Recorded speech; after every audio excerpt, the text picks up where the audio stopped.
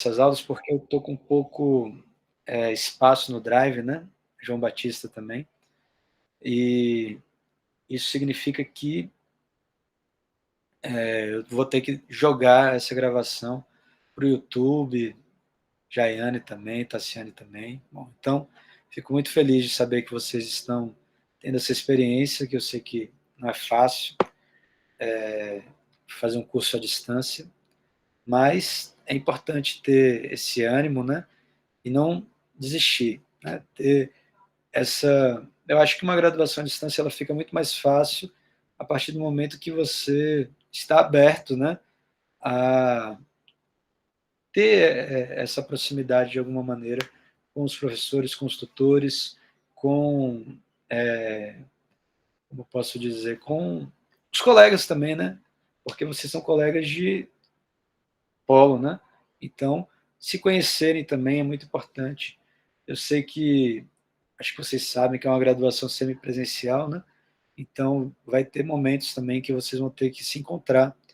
E eu acho isso muito bom, porque é uma oportunidade de fazer amizades, de, enfim, de trocar saberes de uma maneira mais direta, já que acaba que a internet fica muito na mediação entre eu e vocês, né? Bom, então, eu já me apresentei aqui, né, e fiquei bem feliz de ver você se apresentando também. Quem quiser também falar, fica à vontade de me interromper, pode levantar a mão, que eu gosto muito de... A filosofia, ela ganha muito, cresce muito com o diálogo, né? Então, assim, eu tenho aqui uma aula que eu preparei para apresentar para vocês, tenho aqui uns 2 textos que eu vou também problematizar, de acordo com a nossa primeira semana, mas eu posso estar aqui falando, transmitindo aqui o conhecimento, mas é muito mais interessante se eu consigo fazer esse conhecimento chegar a vocês, provocar vocês ao ponto de, como posso dizer assim, vocês participarem, né?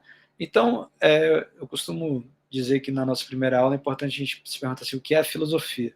Não sei se vocês já tiveram aula de filosofia no ensino médio, mas se tiveram, vocês já têm alguma base. Se não tiveram, a gente vai construir essa base também, né? Mas o que é a filosofia? É uma pergunta que parece simples, mas é uma pergunta que a gente vai se fazer durante toda a nossa experiência de vida, porque a filosofia é nada mais nada menos do que um espelhamento de tudo na vida. Então eu gosto de trabalhar dentro dessa perspectiva, né, de me aproximar cada vez mais da filosofia, sabendo qual é a filosofia de vocês também, né? Talvez a gente não tenha tanto tempo para chegar a esse denominador comum, né, de sabermos assim qual é a nossa filosofia, vamos dizer assim, um por um, mas na medida que for possível, né, através dos exercícios, dos fóruns, a gente vai trabalhando isso. Bom, a filosofia tem muitas palavras complicadas que a gente costuma chamar de conceitos. Os conceitos, eles são palavras que carregam em si não só um significado, mas elas são chaves que abrem para outras ideias, né? Então, no início da filosofia, a gente teve um conceito muito importante, que é o conceito de arqué, que é uma palavra comum à arqueologia, monarquia, arquétipo. Então, arqué é uma palavra grega que significa o princípio originário das coisas. Entre os pré-socráticos, aqueles filósofos que vieram antes de Sócrates, como Tales, Anaximandro, Anaxágoras, Parmênides, Heráclito, cada um deles encontrou uma arqué diferente.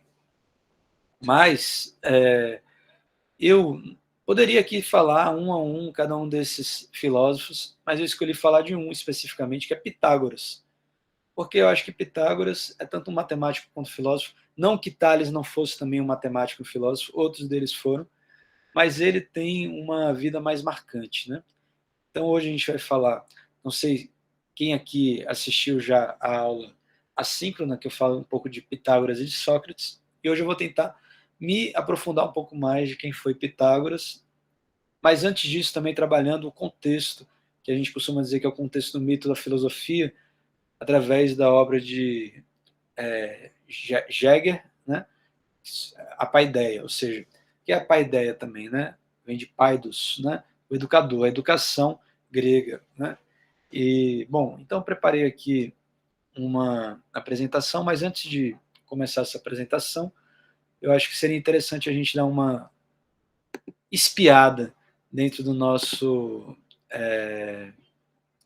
Moodle, né, do nosso Ava. Eu vi que, acredito que vocês chegaram no Ava hoje ou ontem, né? Não sei se a maioria de vocês já está, mas acho que é importante também a gente compartilhar isso aqui, né? Então vamos lá, vou compartilhar aqui nosso curso, fazer uma breve apresentação e mostrar que o fórum já está rolando, né? Como posso dizer. Então, eu procurei construir uma ementa, já que a disciplina não é só de filosofia, também de sociologia, né? Trazendo a gente para o pensamento contemporâneo, para uma reflexão crítica sobre a questão da ideologia, do neoliberalismo, ou seja, falar também sobre política na medida do possível. Também quero falar sobre a filosofia como um discurso vivo, radical, atual, crítico. A educação, já que são fundamentos filosóficos e sociológicos da educação, né? Também com a prática fundamental da existência histórico-cultural dos homens. O sentido da educação dentro da abordagem filosófica clássica, que é o que a gente vai falar hoje. Tópicos fundamentais da educação contemporânea, formação e semi-formação, alienação, fetichismo, reificação no mundo da cultura, tecnificação, conhecimento e ideologia, que já estava lá, na verdade, também a ideologia, autoridade, poder e disciplina, análise de questões atuais e cotidianas no âmbito educacional brasileiro. Né? Então, os objetivos da disciplina: entender as principais teorias clássicas da filosofia e sociologia, os problemas e as problemáticas contextualizadas do mundo contemporâneo, aproximar os conhecimentos entre as áreas com conceitos que tenham relação com a matemática, que eu acho que isso é bem importante. Né? Quem sabe vocês se tornem filósofos na matemática. Né? Então, tem aqui, né, o meu número, meu e-mail, fica livre. Criei aqui um primeiro episódio de um podcast com alguns textos que eu li, mas pode ser que a gente crie outros episódios através da própria demanda de vocês. E aqui a gente entra na semana 1, que o que aconteceu foi mais ou menos o seguinte: eu achava que o curso se daria em um mês, mas na verdade o curso vai ocorrer em 2 meses, né? Então a gente vai ter 8 momentos síncronos. Então eu diluí esses 8 momentos síncronos, que é até uma coisa boa da gente não ter tanta pressa, né? O que eu ia fazer em 4 encontros, eu diluí em 8, né? Então, por exemplo, filosofia antiga eu ia fazer em um encontro, agora eu vou fazer em 2. Então a gente vai focar mais nessa introdução e depois mais em Platão e Aristóteles, né? Hoje a gente vai falar até um pouco de Platão também, mas bem rapidamente. Bom, então temos aqui a nossa aula síncrona, e temos aqui um fórum, olha só. Olá, pessoal, de acordo com a nossa primeira aula assíncrona e síncrona também, né? Escolha um dos 3 livros apresentados e faça um comentário crítico acerca das possíveis conexões entre seus interesses de pesquisa e a maneira como a filosofia antiga se apresentou. Escolha um capítulo de algum desses livros, dê uma folheada e faça um comentário no fórum. Na verdade, hoje eu já escolhi mais ou menos um capítulo de cada um desses livros, né, que eu vou depois destacar depois de apresentar a bibliografia.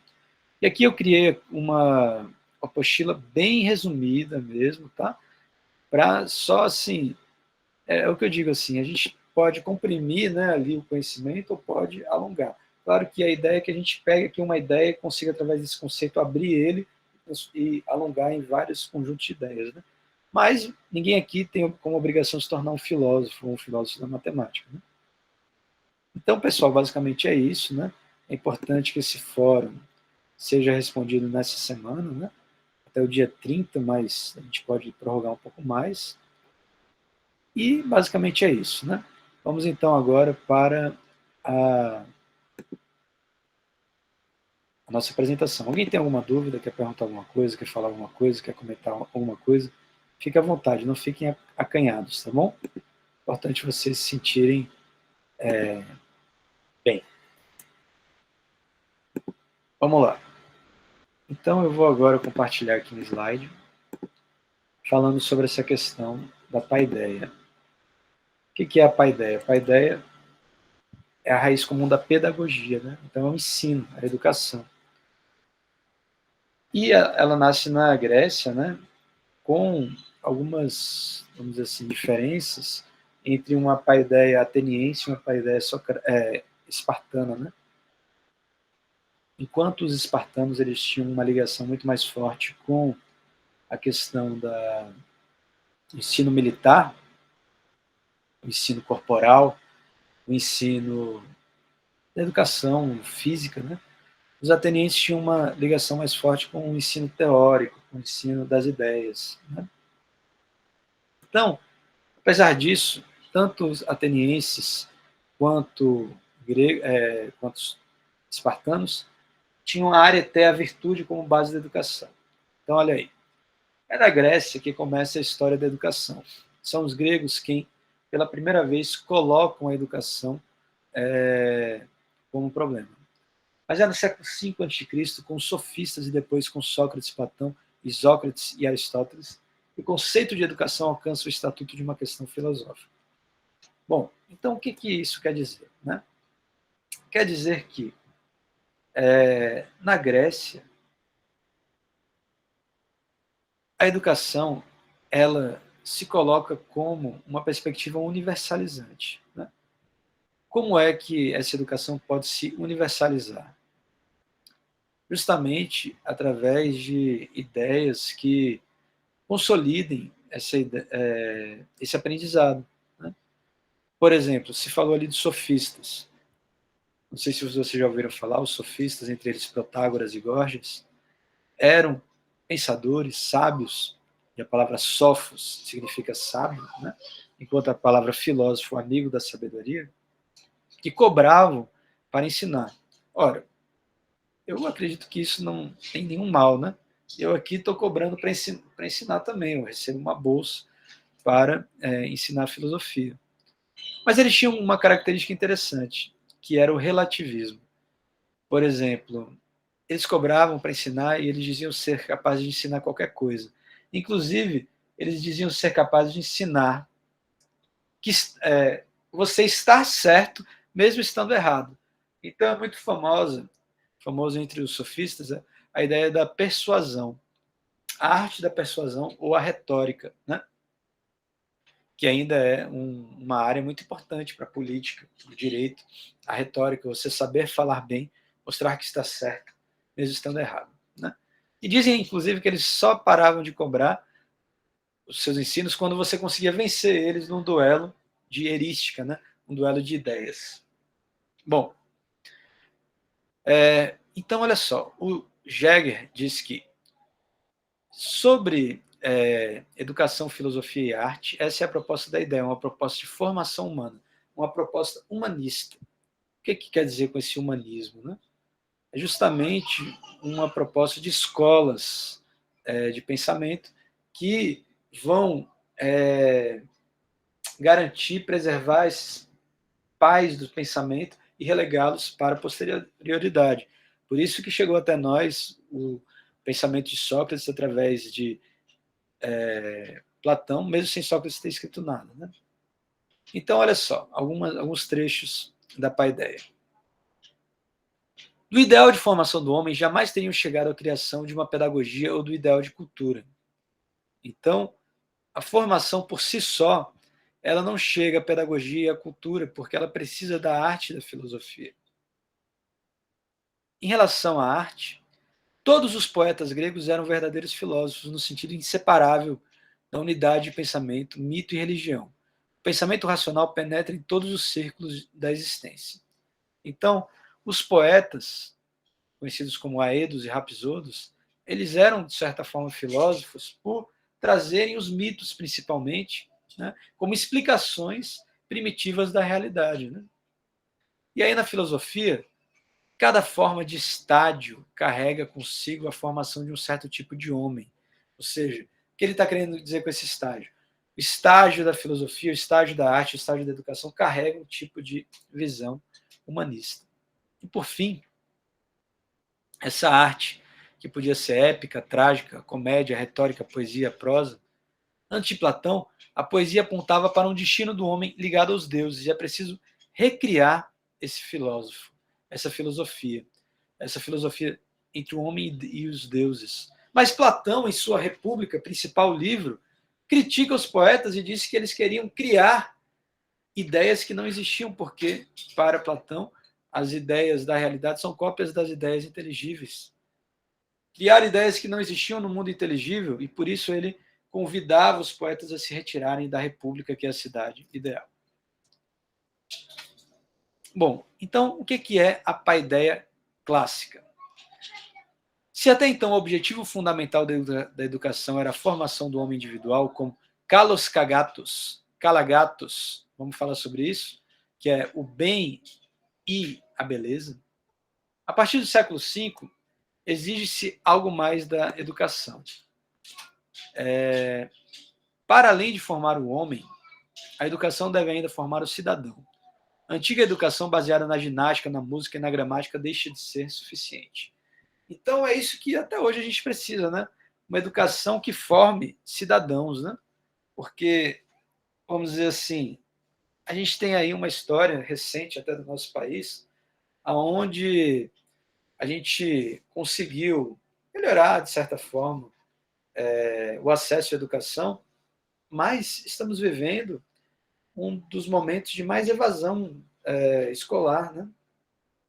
Por que será que existe essa descrença na educação, né?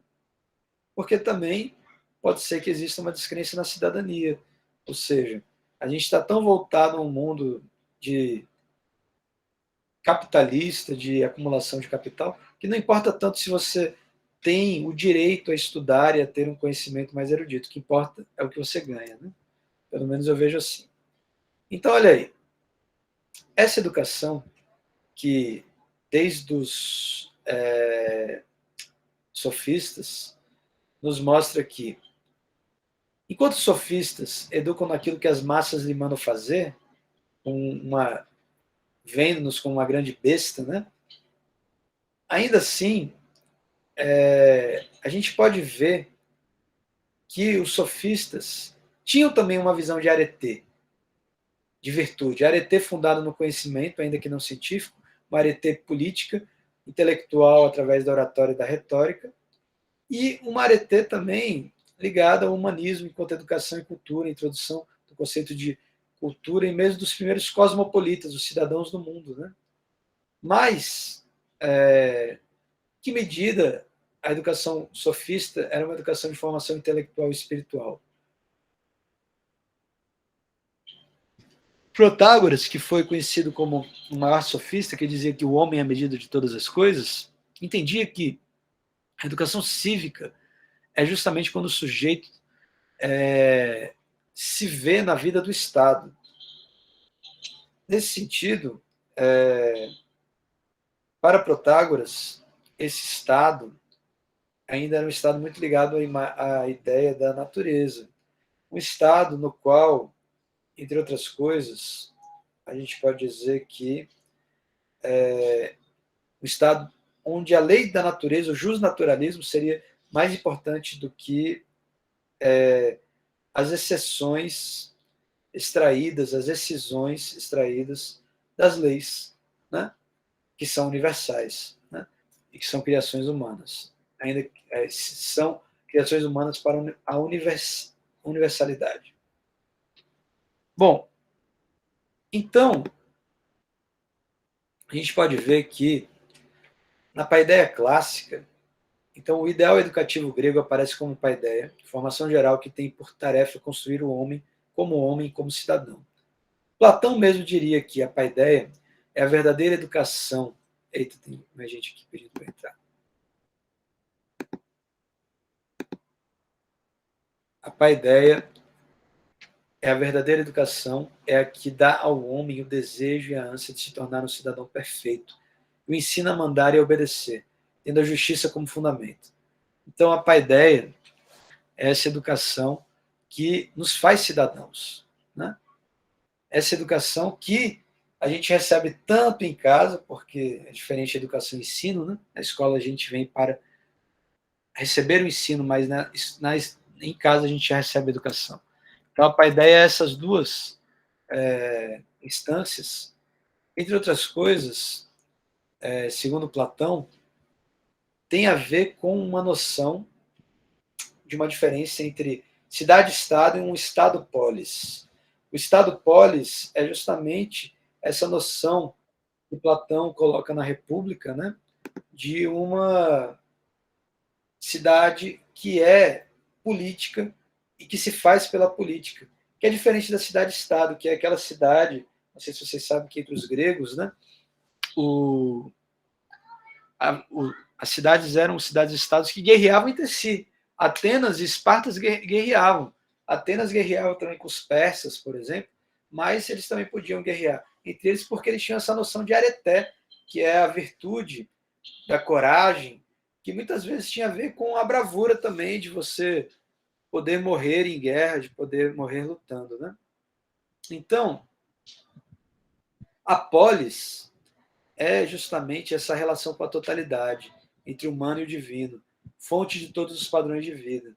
A polis é o espelhamento do cosmos. E o cosmos, o universo, é tanto uma comunidade universal com leis às quais o homem está sujeito, que é a koinonia, né, em grego, é até comentado no texto da Paideia, assim como também demonstra uma comunidade das coisas sujeitas à ordem e à justiça. Porque o cosmos é ordem, a polis será caos. Para os gregos, a natureza é caos, né? Então, a cidade existe justamente para ordenar esse justnaturalismo aparente que se deu ainda na primeira era da Grécia, ainda com os sofistas, né? Então, o que é a virtude? O que é a areté? Para Platão, consiste na perfeição do trabalho realizado por cada ser e cada uma de suas tarefas. Todos devem se exercitar no seu próprio ofício. Desculpa, pessoal, estou bem cansado hoje, trabalhando desde manhã. Então, devia ter tomado até um cafezinho. Vou ver até se eu falo aqui com a minha digníssima aqui, para ver se ela faz um cafezinho para mim, para dar uma despertada. Vou mandar aqui uma mensagem para ela. Então, a aretela se associa a um tipo de homem, a um tipo de característica humana, né? O corajoso, o inteligente, o sábio, né? Tudo isso são virtudes que pertencem à areté. Ela é vinculada ao conteúdo de acordo com o momento histórico. Então, o que era virtude ontem, hoje, pode não ser virtude amanhã, né? Que mais? Combinando uma dualidade, a areté demonstra que o humano divino, o corpo e a alma se desdobram justamente no que é espiritual e político. Então, a areté também ela entra dentro dessa formação do Estado, das cidades-estados ou do Estado-cidade grego, né? Que mais? Ela é associada à dimensão educacional, social e política. Faz uma alusão a um areté humano, né? Então, a areté é a virtude que guia justamente a cidadania grega. Ainda sobre a paideia, ela foi criada por volta do século V a.C. É uma palavra que vem de paidos, criança, né? Significando a criação dos meninos. Já o conceito que originalmente exprime o ideal educativo grego é o de areté, originalmente formulado e explicitado nos poemas homéricos. A areté é aí entendida como um atributo próprio da natureza, um conjunto de qualidades físicas, espirituais e morais, tais como a bravura, a coragem, a força, a destreza, a eloquência, a capacidade de persuasão numa palavra de heroicidade. Então, a Areté está em todos esses âmbitos, né, do pensamento grego, justamente voltando o homem grego, a mulher grega, enfim, a evoluir, a ser melhor. E é muito interessante isso, porque Pitágoras, que a gente vai falar mais à frente, foi um filósofo justamente que pensava dentro dessa linha de evolução, seja uma evolução espiritual através da mentepsicose, que é a transmigração da alma, seja através da evolução realmente material também, tanto do conhecimento quanto também da evolução, como eu posso dizer, da evolução também emocional, por que não, né? A evolução, vocês vão ver que Pitágoras tinha uma ideia muito de evolução também da saúde, através do vegetarianismo, que ele era vegetariano, né? Enfim. Então, paideia é treinamento, é cultura. Cultura em retorno da alma à luz. Paideia como transformação e purificação da alma para contemplar o Ser Supremo. Primeira abordagem de uma equivalência entre formação e cultura, ou seja, e é muito interessante isso. A paideia não é só a formação do conhecimento, mas também a cultura que esse conhecimento vai lhe dar. E a filosofia é muito isso, né? Você falar sobre qualquer coisa, não tão de uma maneira tão superficial, mas de uma maneira mais eloquente, né? É a primeira abordagem de uma equivalência de formação e cultura. Paideia não é encher a alma de conhecimento ou levá-la à erudição. Paideia é uma cultura, paideia é um passatempo. Como você chega à cultura? Através dos desvios, num caminho de peregrinação, dialética.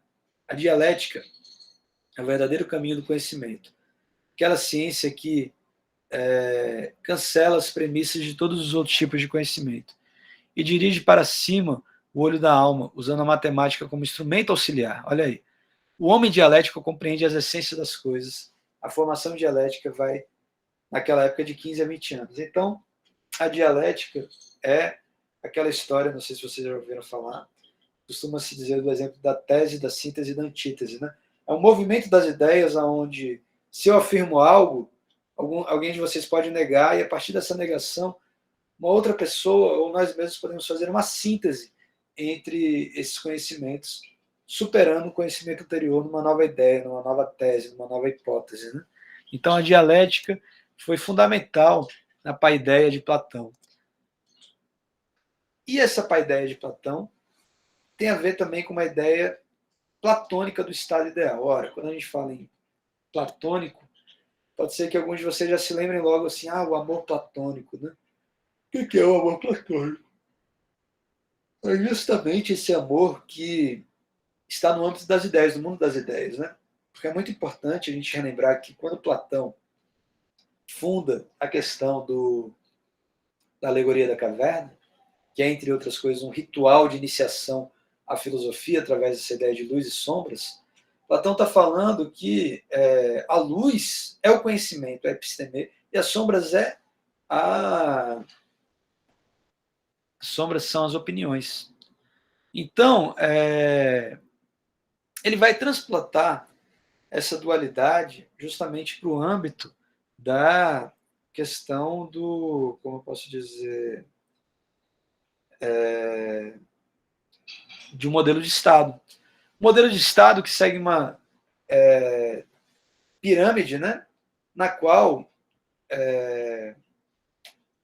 a gente tem, como eu posso dizer, no topo dela, o filósofo rei, ou o rei filósofo. O filósofo governante educando a cidade através de uma unidade do todo. Né? Então, Platão acreditava que esse rei filósofo era provavelmente Sócrates, que acabou sendo culpado, mesmo sendo inocente, né? Que é, na verdade, o herói da caverna, por assim dizer, porque quando, eu acho que vocês já ouviram falar na história da alegoria da caverna, quando uma pessoa nasce, cresce acorrentada numa caverna junto com outras pessoas e se liberta e descobre que lá no fundo, e essa caverna só tinha sombras, né? E descobre que lá no fundo tinha uma luz que era a verdadeira realidade. Ela volta para libertar os seus colegas, seus amigos, mas acaba sendo morto por aqueles que preferiam ficar dentro da caverna, dentro das sombras, né? Bom, então o filósofo é um sábio, um amante da cultura. Ele possui 4 virtudes: piedade, coragem, autocontrole e justiça. São as virtudes cardeais, segundo Platão. Por natureza, ele está destinado a governar. Uma ideia do bem que tem uma característica e uma beleza de simetria e a verdade. Tudo que é belo é lucrativo, sem conhecer o bem, o resto é inútil. Aprende-se, então, a arte de governar. Né? Então, o filósofo é o que é mais capaz de entender essas instâncias da arte de governar. Né? Apesar de, pelo menos na Grécia, não termos tido nenhum filósofo que se tornou rei. Né? Espera aí, só um instante. Bom, beleza. Então, disso também, Platão diz que são os tipos de alma, né? Que ele fala até de uma alma de barro, uma alma de prata, uma alma de ouro, né? Então, a alma de ouro é a alma do filósofo, porque justamente é a alma daquele que produz as ideias, né? Espera aí, só um instantinho.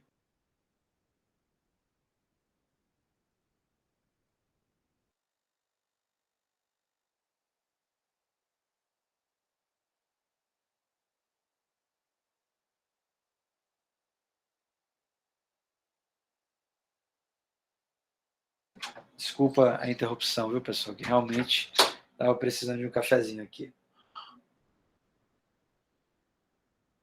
Eu não sou muito de tomar café, não, mas para dar aula é bom.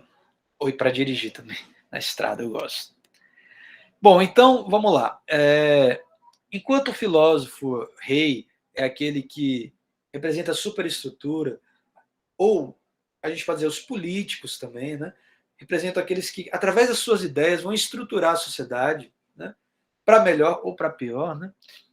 Para Platão, claro que o filósofo rei seria para melhor, né? Mas, enfim, quando ele escreve esse seu livro, A República, não quer dizer que a sociedade que ele idealizou vai dar certo, né? Até porque Platão era um aristocrata, né? Então ele era um cara que estava representando a sua classe também. Nem Platão nem Aristóteles eram democratas. Aristóteles também era um aristocrata. Ainda que a democracia grega, a democracia tenha nascido na Grécia, né? Era uma democracia direta, aliás, indireta, onde homens, só os homens, cidadãos gregos poderiam votar. Mulheres, escravos e estrangeiros não poderiam. Então você vê aí, né, que a Grécia tinha uma vantagem, até porque a gente diz assim, a filosofia nasce na Grécia porque a Grécia é justamente esse espaço onde o homem grego pôde abdicar dos negócios e se voltar ao ócio criativo, porque tinha escravos lá para trabalhar por eles enquanto eles estavam lá filosofando, né? Os aristocratas, por sinal. Mas voltando então à ideia que Platão promoveu, o Estado é necessário para que a educação exista, na base de tudo, né? É equivalente à formação do tipo da alma, o conhecimento das modalidades anormais do Estado. Então ele fala que, assim como existem 3 tipos de alma, existem 3 classes sociais, onde a classe social mais baixa é a do artesão, do camponês, que tem domínio de si, mas não consegue dominar as ideias nem o campo maior a que ele vive. Ele tem a alma, então, de barro, ligado às ideias que a gente pode dizer concupiscentes, às ideias do desejo, da satisfação pessoal. Já entre os intermediários, que é a alma de prata, é a alma dos guardiões, dos guerreiros, que tem entre eles como característica a valentia. A alma deve conter gentileza para os próprios e combatividade para os estranhos. Eles zelam pela liberdade do Estado e a educação do caráter. Então, é a alma moral, né? Enquanto a gente vê entre os filósofos a alma ética, entre os guardiões a alma moral e entre os artesãos a alma do desejo, né? Mas essa alma do guardião, ela tem a ver também com o conteúdo de formação, não só a formação militar, mas também a música, através de melodias simples de lira e de cítara, harmonias do homem corajoso e a ginástica do corpo e do espírito em unidade. Então, é bem interessante aí, né, essa transição aí da paideia para o ideal de formação platônico, né? Então, nesse meio, a paideia não coincide com as expressões modernas, como civilização, cultura, tradição, literatura e educação. Há uma ação recíproca entre o processo histórico e a formação do ser humano. E a síntese, justamente, é a formação como produto da vida política e social na polis, da cultura e da educação. Ou seja, a paideia, ela quer sintetizar tudo isso, mesmo que não seja a cultura, a tradição, a literatura, né? A paideia é a formação de tudo isso, é o ensino, né? A gente pode, então, dizer que esse ensino ele estava justamente baseado na kalos kagatia, né? Que é o alargamento do ideal educativo da arete, que surgiu nos fins da época arcaica, exprimindo-se, então, por essa palavra, né? Que é o bem e o belo, né? Que, inclusive, era o bem, a virtude suprema para Platão. Depois, entre os neoplatônicos, será o uno, né? Então, para Platão, por exemplo, o bem, o belo e a justiça era um triângulo assim que se autoexplicava. Onde se eu perguntar assim, o que é o bem? É o belo e a justiça. O que é a justiça? É o bem e o belo. O que é o bem? É a justiça e a beleza. Né? Então, esses atributos são fundamentais na formação do homem grego, ok? Se realizar através da beleza e da bondade. Ser bom. Por exemplo, o que é ser bom? Vocês se consideram bons?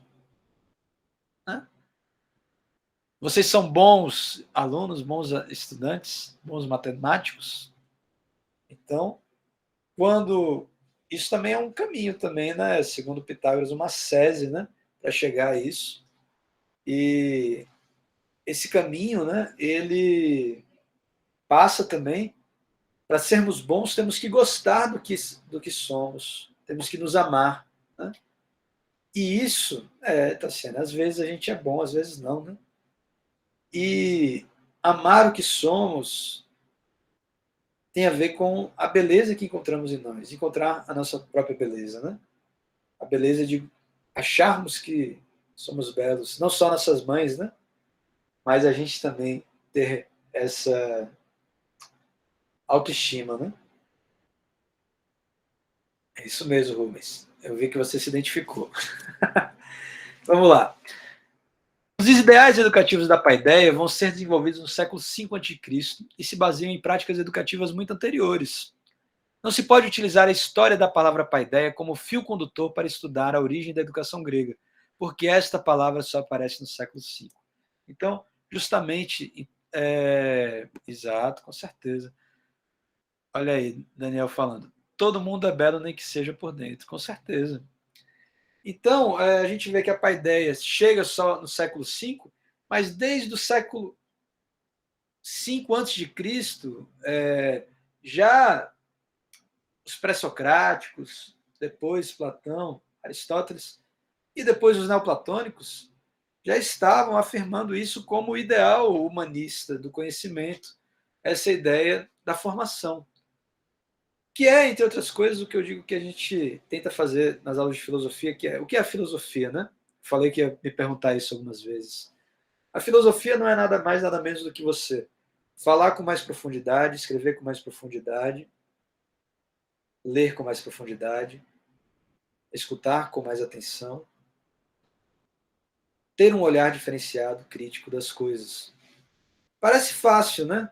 Mas isso exige uma formação, uma erudição, que muitas vezes nós não temos, né?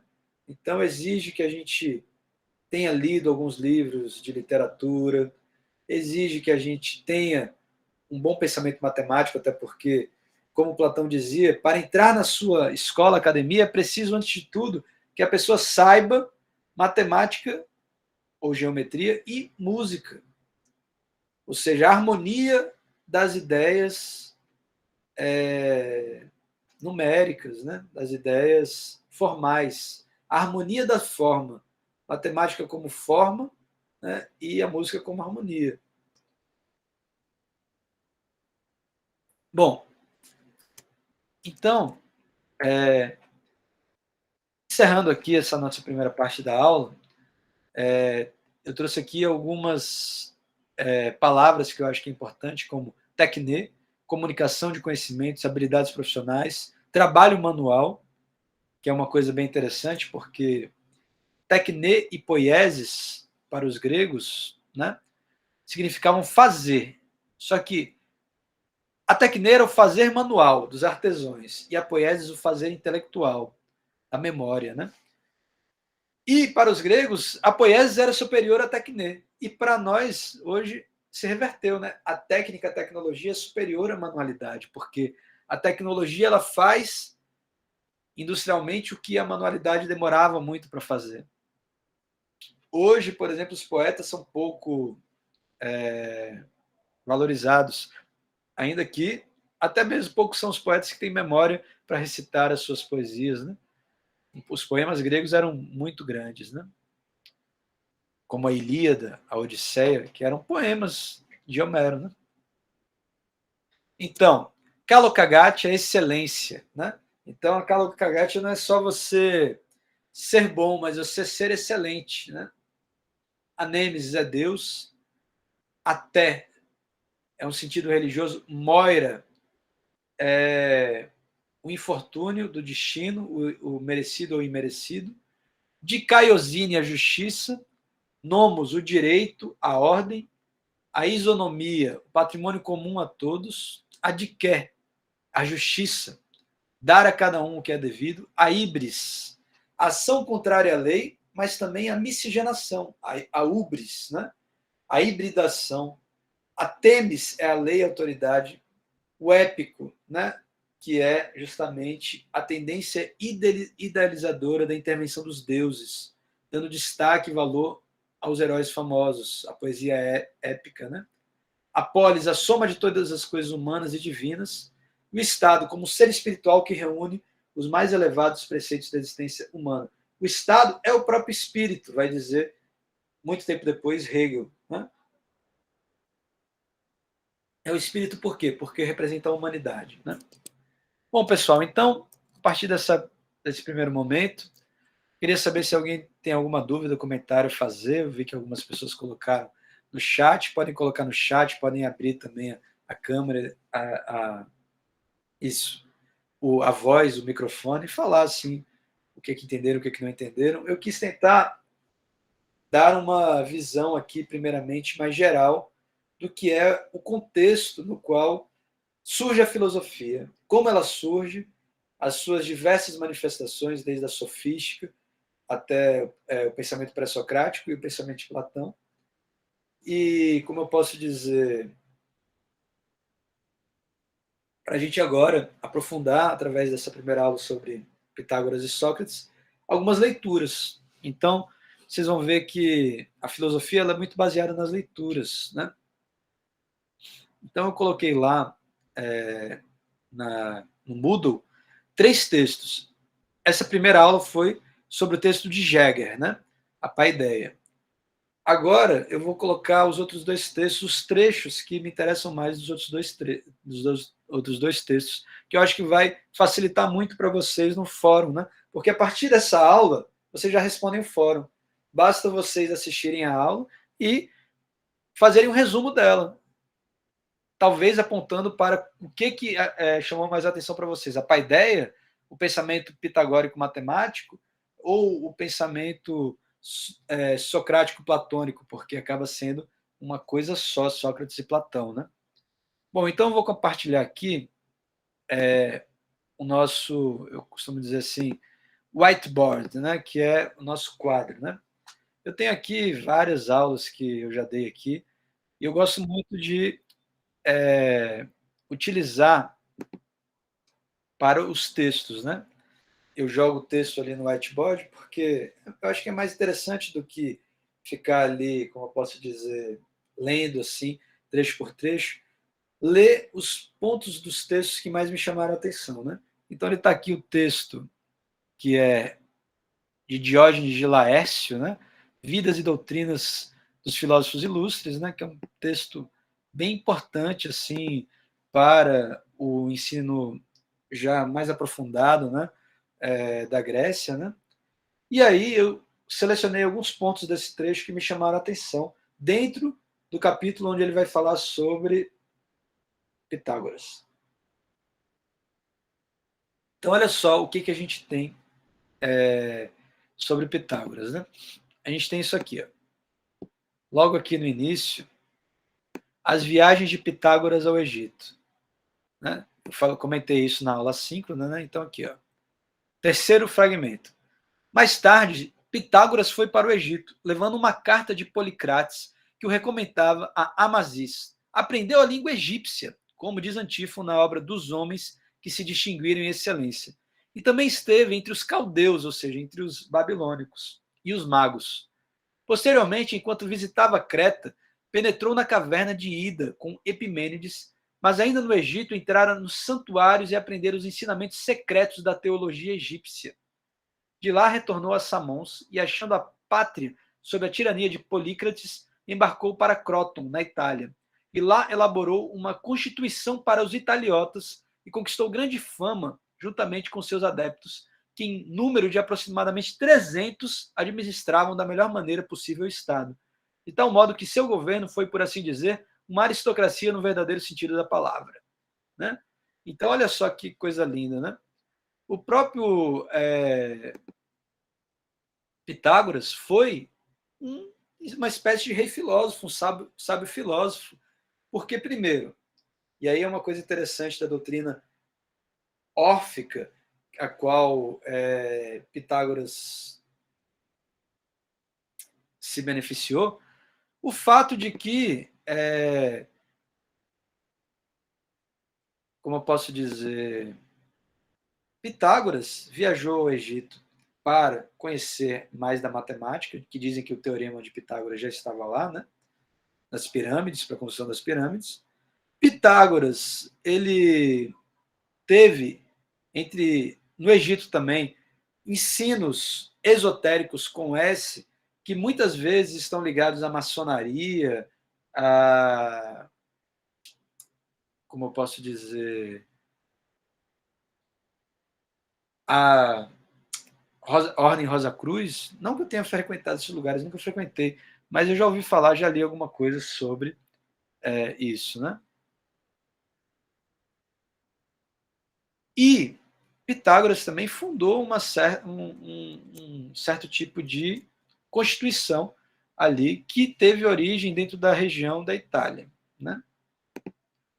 Bom, o que mais a gente pode ver aqui que eu acho que é importante? Apesar de não termos provas da vida de Pitágoras, os antigos diziam que alguns autores afirmam que Pitágoras não deixou obra alguma, embora não tenham demonstrado essa assertiva. Heracleitos, o físico, quase nos grita ao dizer: Pitágoras, filho de Mnesarcos, superou enormemente todos os homens no exercício da pesquisa. Fez para si mesmo uma seleção desses escritos, dos quais derivou sua sabedoria, mostrando muita erudição, porém má elaboração.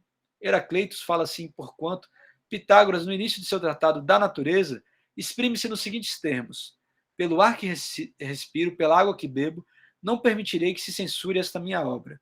De fato, Pitágoras escreveu 3 obras, da educação, do Estado e da natureza, e dizem que também escreveu outras obras como do universo, da alma, da piedade, enfim. Mas essas foram as obras que a gente vê que, mesmo sendo matemático, ele escreveu sobre política, sobre paideia, né? E aqui outras histórias interessantes, aqui mais curiosidades, né? Como essa questão de Pitágoras ser vegetariano. Olha só. Qualificava a embriaguez como maléfica, falava que devemos cultivar os prazeres do amor, mas nos abster no verão desses prazeres menos nocivos no outono e na primavera. Não, esses prazeres são prejudiciais em todas as estações e não são bons para a saúde. Bom, enfim. Dizia, porque Pitágoras tinha um caráter ascético também, né? Que é você se abster dos prazeres para você cultivar as virtudes intelectuais, né? E tem aquela história de que quando Pitágoras provou, né, o teorema de Pitágoras, né, que diziam que ele dedicou então o famoso sacrifício de bois. Mas dizem que isso pode ter sido um mito, né? Eu até comento isso na aula 5, porque Pitágoras e os pitagóricos eles eram vegetarianos, né? Então isso aí é uma polêmica, né? O que Pitágoras falava sobre a alma, né? Olha só. Pitágoras foi o primeiro a revelar que a alma, de acordo com o ciclo imposto pelo destino, se liga ora a um ser vivo, ora a outro.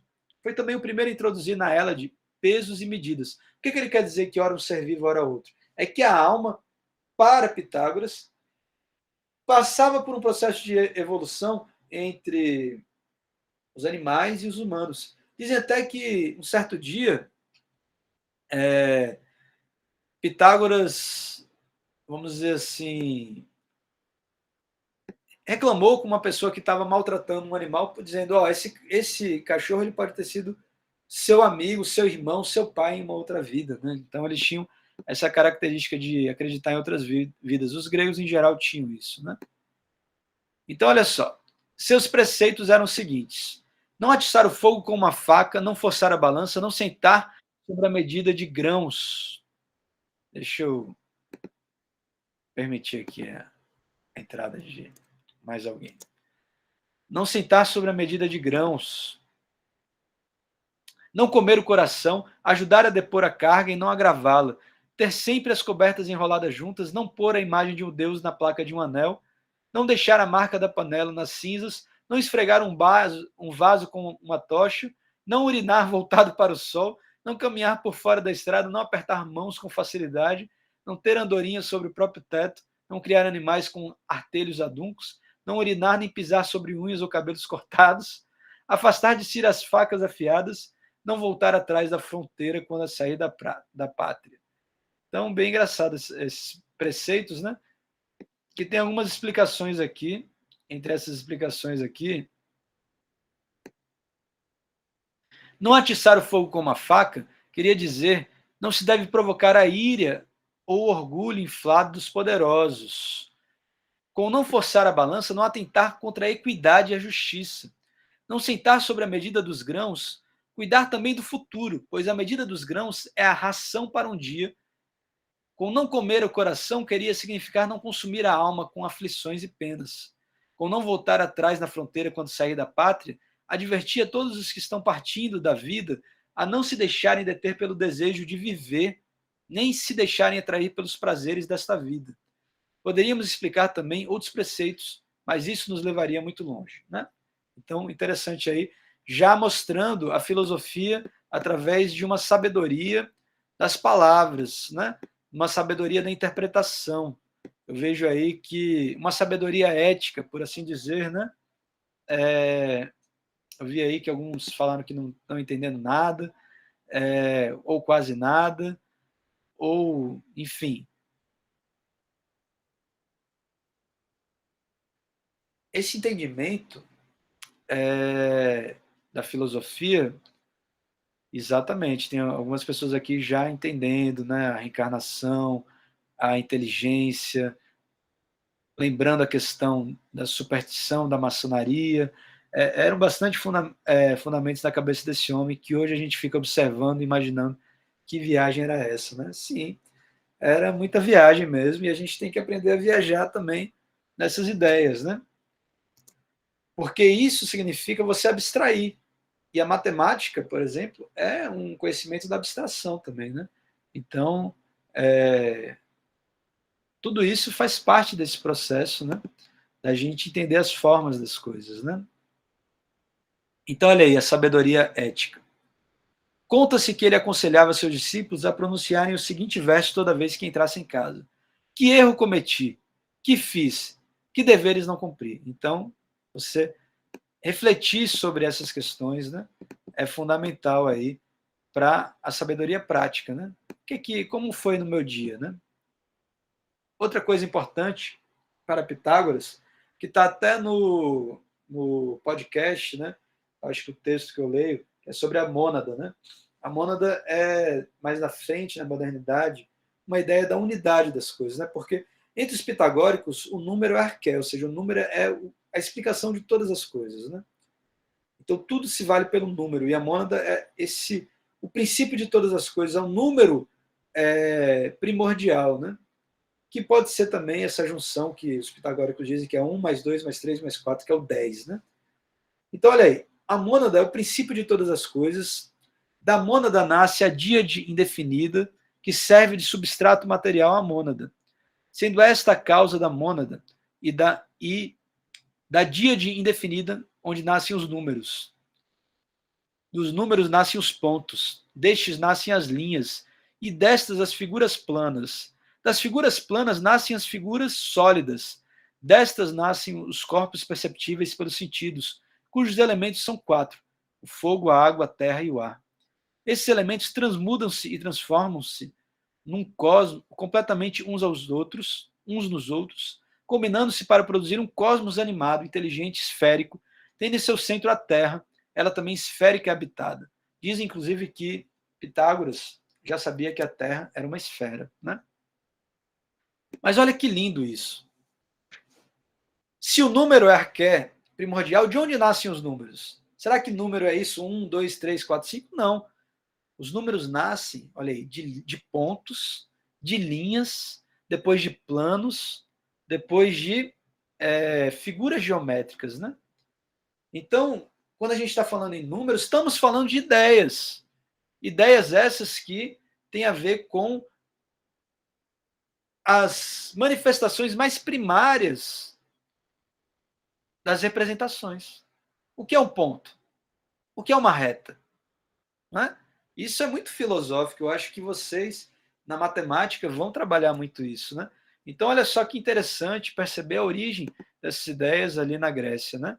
Entre Pitágoras e os pitagóricos, porque dizem que os pitagóricos também tiveram, ou seja, os discípulos de Pitágoras tiveram um grande papel na disseminação e no aprofundamento das ideias de Pitágoras. Né?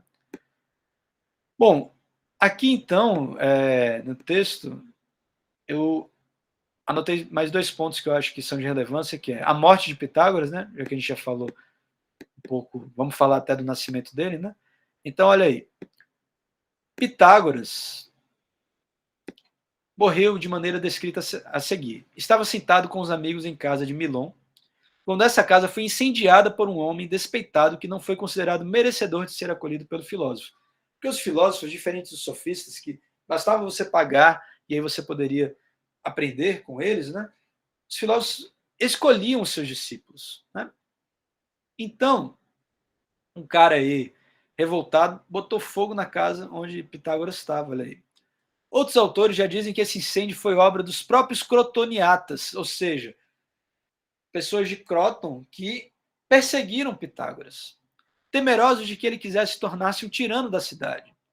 Pitágoras viu-se abandonado à própria sorte enquanto saía pela porta, e chegando a uma localidade onde havia um campo de favas, parou, dizendo que preferia ser capturado e atravessá-lo, e que seria melhor ser morto que falar. E assim seus perseguidores o degolaram. Seus amigos, em número de aproximadamente 40, foram mortos em sua maior parte em circunstâncias idênticas. Poucos escaparam, entre os quais Árquitas, de Taras e Lises, já mencionados. Então Pitágoras morreu o quê? Perseguido por ser um intelectual, por ser uma pessoa que queria mudar a ordem das coisas. E por fim aqui, entre os fragmentos de Diógenes de Laércios, temos aqui algumas coisas que chegaram da relação entre Pitágoras e Sócrates, né? Então, olha só. Favorinos informa que o filósofo usou definições para assuntos matemáticos e que, com maior frequência, serviram-se delas Sócrates e seus seguidores, e depois deste Aristóteles e os estoicos. Pitágoras foi o primeiro a chamar o céu de cosmos e a dizer que a Terra é esférica. De acordo com Teofrastos, o primeiro teria sido Parmênides, e segundo Zenão, e depois Hesíodo.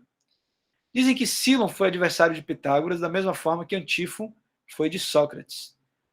A propósito do Pitágoras, atleta, conserva-se o seguinte epigrama. Vamos ver aqui. Bom, não tem aqui o epigrama em si, mas, enfim. Então, mostrando que a sabedoria de Pitágoras chegou até Sócrates também, né? Aí, eu passo então aqui ao segundo texto que eu coloquei lá para os fóruns, que é o texto é um texto que, na verdade, foi publicado por mim, baseado em palestras transcritas de um filósofo contemporâneo chamado Gaston Bachelard, que foi, entre outras coisas, um professor de matemática, de química e física, que se transformou em um filósofo, né? E aí, nessas palestras que eram transmitidas à rádio, ele falou alguma coisa sobre Pitágoras, sobre Sócrates e sobre Platão. Então, vou ler aqui os principais trechos selecionados dessas palestras, desses discursos, dessas transmissões radiofônicas, né? Então, olha só, na página 39, se eu não me engano, 29, ele vai falar aqui do nascimento de Pitágoras. A gente falou da morte, então. Pitágoras nasceu na ilha de Samos, entre 590 e 570 a.C. Depois de viagens que podem pertencer à lenda, ele se estabeleceu na Grande Grécia, para melhor dizer, na Itália do Sul, primeiro. Depois foi para Crótona, né? Depois, sua alma presumivelmente teve como provável morte com quase 80 anos. Parece inútil parar além do que sabemos das influências do enraizamento que podem ser provadas. Por exemplo, um historiador de filosofia havia escrito que desde que Pitágoras foi um grande matemático, seria realmente um milagre que a dívida da matemática tenha sido visitando o Egito, a pátria dessa ciência.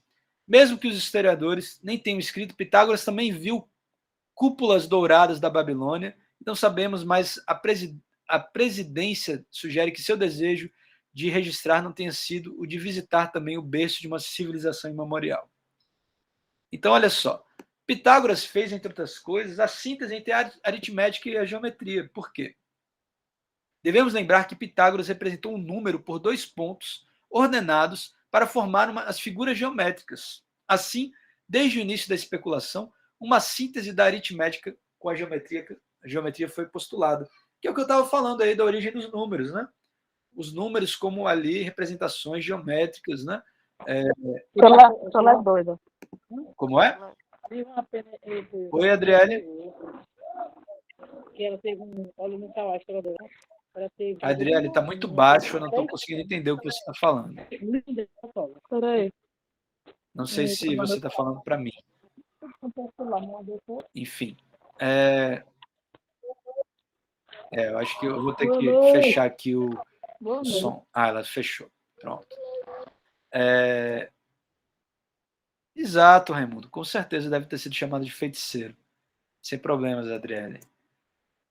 Bom, continuando aqui, então, a apresentação dos textos. Outra coisa que eu acho bem bonito aqui foi quando ele fala assim: os pitagóricos pensam o número à luz de um ritmo geométrico, como esse que não poderia considerar os poderes. Foi, portanto, parar num número geométrico. Quando analisamos geometrias, já que não chegamos tão intuitivamente às considerações sobre um espaço quadridimensional, fazemos um julgamento de outra maneira da que funcionou com a intuição dos pitagóricos. Ele não considerou naturalmente somente o quadrado, ele formou nomes retangulares, contava com o triângulo, o pentágono. No espaço, ele formou nomes como tetraedro, o poliedro, o pentaedro, todos representando as variedades das representações no movimento dos princípios que exigem informações mais extensas do que pode se referir. O belo livro aí ele cita Paul-Henri Michel, de Pitágoras a Euclides, né? Que é um livro aí mais ou menos clássico da epistemologia e da matemática, ali da metade do século XX, entre o pensamento da filosofia francesa, né? Enfim, é interessante para quem quer estudar um pouco mais essa relação entre filosofia e matemática, né? Outra coisa interessante que Pitágoras e os pitagóricos descobriram foram os números irracionais. Né? O que são os números irracionais? Né? Um número que não pode ser representado por uma fração. Né? Não pode ser representado como uma fração. Raízes não exatas, as dízimas não periódicas, enfim, o π, né?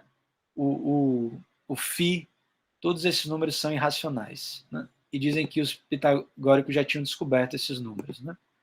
Então vamos lá, olha só.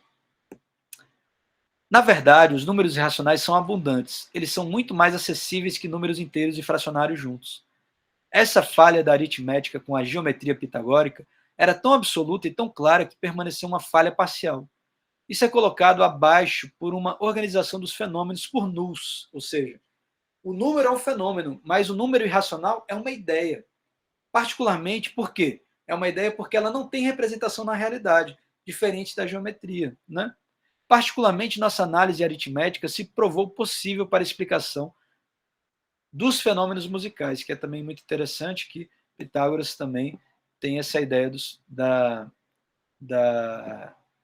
escala, né? Então, olha aí. Então, para finalizar a chamada mentepsicose, migração das almas, os pitagóricos formaram verdadeiras sociedades ascéticas. Uma seita cuja coesão e influência só podemos entender se considerarmos em seu caráter quase religioso, por exemplo. É certamente nesta perspectiva da vida religiosa que devemos considerar a vida vegetariana, que era a regra em algumas escolas pitagóricas. Na verdade, um dos elementos fundamentais da escola pitagórica era a crença na migração das almas, na mentepsicose.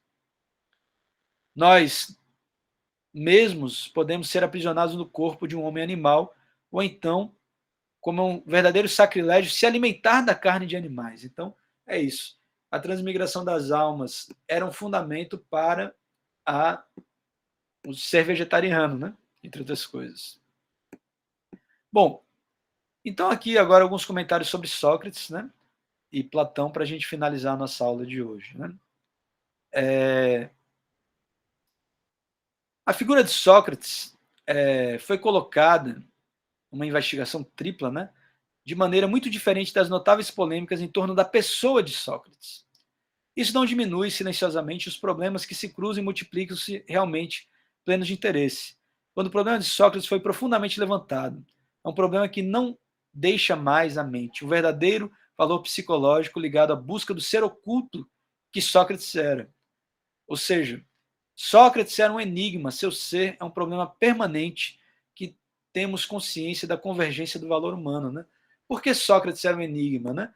Porque, não sei se vocês sabem, né, Sócrates era aquele cara que falava verdades, né, através do que ele chamava do daimon, né, que era a voz da consciência. E por isso que Sócrates foi condenado por falar coisas que as pessoas não queriam escutar. Né? E a grande ironia do destino é, não vejo onde há alma ou não, o fim de Sócrates é uma terrível ironia. Sua ironia não é uma ironia recente, é uma ironia que quer fazer o bem, que quer ensinar por essas questões tingidas de ironia. Sócrates esquece seu interlocutor de uma busca pela verdade sem ser pego em falsos pretextos. A nuance da preciosa ironia socrática, que era parte do método maiêutico de parir a ideia, é a de que, através da ironia, onde ele dizia o contrário do que o fenômeno mostrava, ou seja, dizia o contrário do que as coisas são, ou dizia o que as coisas são mostrando o contrário do que elas aparentavam, né? Ele acabou, através dessa ironia, como posso dizer assim, chocando as pessoas, né? E ganhando inimigos, né? Que o levaram à morte. Então, olha aí. E concordo que a interpretação que você toma, que serve para dizer que Sócrates é um grande talento, que voluntariamente atacou a opinião mais popular, a opinião dos seus juízes, de que alguém poderia ter descartado a pena capital, como ele poderia ter abdicado das suas ideias, né? Ele poderia ter sido condenado ao exílio, mas, na verdade, ele preferiu beber a cicuta, né, o veneno, para morrer. Alguns intérpretes não hesitam em pronunciar a palavra suicídio mesmo, como se no limiar da velhice anterior aos valores da velhice, Sócrates quisesse morrer, escolhesse morrer, e que dissesse aceitar a morte que se oferecia aos 70 anos de idade. Né? Então, talvez ele tenha, nessa morte corajosa, tenha tido uma boa morte, diferente dos valores que a gente tem hoje, de uma morte decrépita, né? Onde a gente vai morrendo, mesmo sem ter mais as nossas faculdades. Né? Então, olha aí. Da morte é solicitada uma virtude própria da virtude do filósofo. Essa é a morte do justo, cuja imagem passou por mim durante séculos. Assim, com a adesão à figura lendária de Sócrates, que é um desconhecido para nós, tem no senso de mistério ainda uma revelação do humano. Né? Um poeta contemporâneo já vai dizer assim, independentemente, Lamartine, né, o nome dele, da sublimidade das doutrinas que ele anunciou, a morte de Sócrates estava à mesa no final dos olhos dos homens e do céu. Ele não é o primeiro por seus perseguidores, vítima de suas ações. Sócrates não escuta a verdade. Eles poderiam se defender, eles poderiam negar a si mesmos, eles não queriam que nada anunciado a nenhum sentimento de orgulho que viesse alterar a pureza da beleza dessa sublime dedicação. Então, essas são as palavras até relatadas por Platão. Né? Platão, que, entre outras coisas, também foi um grande formulador, sistematizador do pensamento socrático, onde ele escreve mais de 20 diálogos, onde ele narra as conversas de Sócrates, principalmente com os sofistas, né? Mas que também, por trás, coloca a sua própria doutrina. Né? Doutrina essa que teve também uma influência pitagórica, olha aí. Platão esteve no sul da Itália, na Grande Grécia, onde reinaram por muitos anos, após a morte de Pitágoras, as escolas pitagóricas. Eles receberam uma influência que nunca desaparecerá, e da mesma forma a atividade matemática intensa na vez de Platão. Entre esses senhores conta-se Teodoro, Titeto, Eudoxo, que por acaso estudou as primeiras sessões do Cone. Teodoro foi, talvez, depois de Pitágoras, aquele que conseguiu prosseguir a investigação que o levou a reunir as quantidades de raízes imensuráveis, como a de 2, determinando a existência de raízes imensuráveis como 3, 5 e 7. Né? Então, qual é o papel de Platão nessa escola de matemáticos? É uma questão difícil de elucidar, mas é interessante isso no âmbito justamente que nós entendemos das formas e dos números, essa relação. Então, olha só, poderíamos apenas dizer que Platão estava obcecado pela visão de formas e números. Vamos tentar esboçar em seu caráter especificamente platônico as noções de números e formas geométricas. Em primeiro lugar, Platão dá uma visão do par como caráter indefinido, no crescimento de números comuns. E, novamente, toda a cultura dos pitagóricos, no caminho para descobrir que os números não são representativos dos pontos ordenados geometricamente. Resolvemos, então, não apenas a forma de triângulos, mas do retângulo, do quadrado, do pentágono, dando a eles uma vida geométrica além do caráter místico dos números. Né? Em vez de dizer que o triângulo é 3, o quadrado é 4, e o pentágono 5, e assim por diante. Né? Através de Platão, a gente vê uma visão agora que se eleva à relação entre os números e o universo. Me concentro em especializar-me precisamente no par que espero utilizar-nos para apoiar sua filosofia deliberada, geralmente seguindo a grande lição da filosofia pitagórica, para dar por um número uma explicação do cosmos. Não é mais uma questão de considerar a multiplicidade definida. Devemos instituir como número mais simples as avaliações aritméticas do universo. E assim é que as longas meditações são aplicadas à década e aos primeiros 10 números. Encontre uma organização interna da década, preparando canais para entender a organização do universo. Né? Então, os números para explicar o universo, principalmente os números de 1 a 10, é um pouco assim, até mesmo numerológico, né? De uma numerologia. Né? E aí, depois disso, vem os poliedros de Platão, não sei se vocês já ouviram falar, né? Que são 5 poliedros regulares, que tem a ver com o que ele chama de uma química geométrica, associado justamente aos elementos. Né? Vai ter o poliedro mais simples, associado à terra, depois um poliedro associado à água, e assim por diante. Deixa eu até ver aqui se eu consigo depois compartilhar aqui a relação entre os poliedros e os elementos da natureza. para vocês terem uma imagem mais clara disso aqui. Mas, para finalizar, eu vou mostrar aqui já já, a gente ainda tem aqui essa relação da síntese da matemática e da geometria, que é o que Platão fez. Então, olha só. Logo, se tem a impressão do lugar das discussões, de modo que o raciocínio analítico, bem conduzido, revela as próprias qualidades do espírito matemático. A atmosfera matemática parece estar aqui ativa. O dever de clareza é inspecionado em todas as etapas no pensamento filosófico. Contra Platão e a sua porta dos filósofos, nem entra aqui se é esse o jogo que ele desejava para seus discípulos. Esta síntese entre o espírito da matemática e do espírito filosófico que torna sua obra incomparável, né?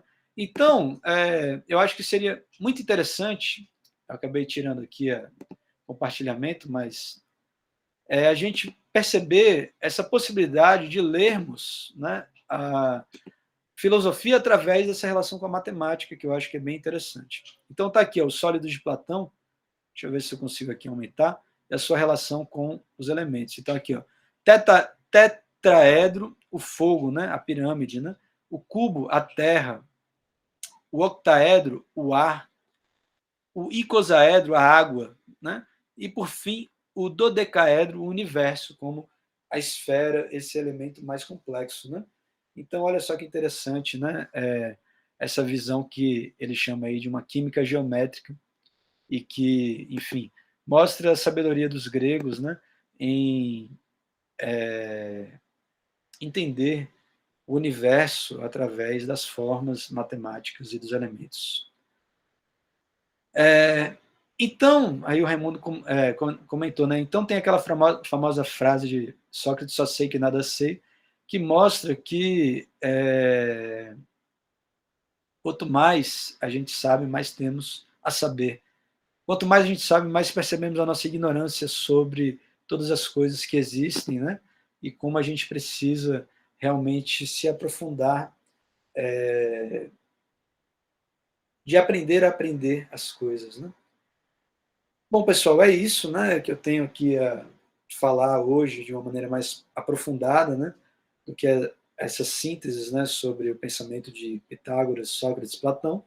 Na próxima semana eu já vou abrir para uma nova aula agora falando sobre Platão e Aristóteles, né, fazendo essa comparação e trazendo outros elementos aí, até quem sabe algum texto de Aristóteles ou alguma leitura sobre a lógica aristotélica como um elemento muito importante para a gramática e para a matemática, como a matemática da linguagem também, e a gente vendo como ali entre os gregos está a base de todo o pensamento, seja matemático, analítico, lógico, né? Entre os gregos a base que fundamenta, né, a ciência, o pensamento, como científico também, né? Então é isso. Se alguém quiser comentar alguma coisa, falar alguma coisa, se apresentar, alguns já se apresentaram. Eu fiquei esperando que os tutores se apresentassem também, porque, enfim, são os tutores que vão fazer a correção, acredito que dos fóruns, né, em pontuar ali os fóruns, e depois também dos exercícios fechados também vão ser os tutores que vão ser objetivos, né, A, B, C, D, E, são os tutores que vão fazer, pelo que eu entendi aí, em reunião com a coordenação do curso. E é como geralmente eu entendo que funciona um curso EAD, né? Não dá para o professor conteudista ser também um tutor, né? Eu já fui tutor também e, enfim, sei também a importância do que é a tutoria, né? Bom, pessoal, é isso. Espero que tenham gostado. A gente falou aqui, ficou aqui 1h30 aqui falando. Fico à disposição, sempre que quiserem conversar comigo de alguma forma. Que bom, Ediane. Espero que tenha despertado essa curiosidade, né? Eu, pessoalmente, sempre gostei muito da matemática. E, curiosamente, era a minha segunda opção. Se eu não fizesse filosofia, eu teria feito matemática. Eu tinha um bom pensamento matemático. Teve aí um colega da gente que levantou a mão, mas depois ele baixou a mão, e aí eu não consegui ver o nome dele, mas eu acho que era, enfim, não sei se quiser falar ainda, essa pessoa que levantou a mão, ou se levantou sem querer, enfim, não sei se era o Agrineilson ou outra pessoa, Mas se quiser falar, fique à vontade, né? Lembrando que, às vezes, as nossas dúvidas, se vocês quiserem falar comigo pessoalmente, tudo bem, mas quando a gente faz uma pergunta, a pergunta é a chave para o conhecimento, né? Ela abre o conhecimento. E é uma pergunta, às vezes, que outras pessoas estão se fazendo também, né? Então é importante a gente ter também essa iniciativa de perguntar, e como Sócrates dizia, que eu acho que é a base da filosofia, dizer só sei que nada sei é justamente se colocar através do espanto, né? Ou seja, se colocar através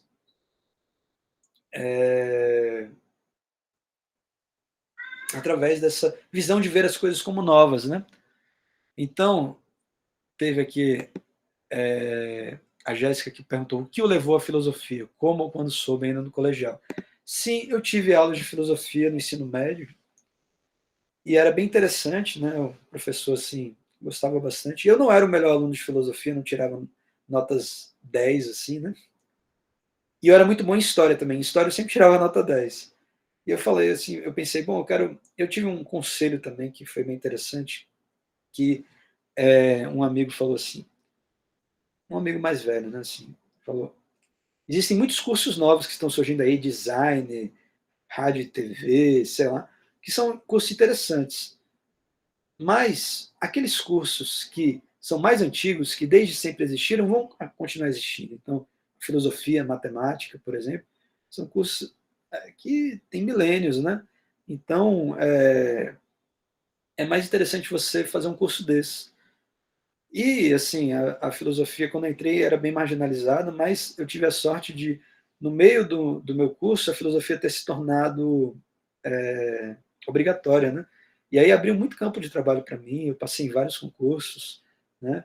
E, enfim, acho que eu tive sorte, né? Mas também costumo dizer que depois que eu concluí o curso que eu comecei a estudar mesmo. Então, assim, eu amo a filosofia, amo estudar filosofia e espero que tenha passado um pouco desse meu sentimento para vocês, que eu acho que é mais importante até do que o conhecimento, né? Então, ter essa posição crítica, reflexiva, que nada mais é, né, do que eu falei assim, de você pensar as nossas ações, repensá-las, né, o que eu falo, repensar por que eu estou falando isso, já é fazer filosofia. Né? Por que eu estou fazendo isso? Por que eu fiz isso? Por que eu faço isso? Né? Por que eu faço matemática? Isso é uma pergunta filosófica. Né? Por que eu escolhi a matemática, já que perguntaram para mim por que eu escolhi a filosofia, por que vocês escolheram a matemática? Né?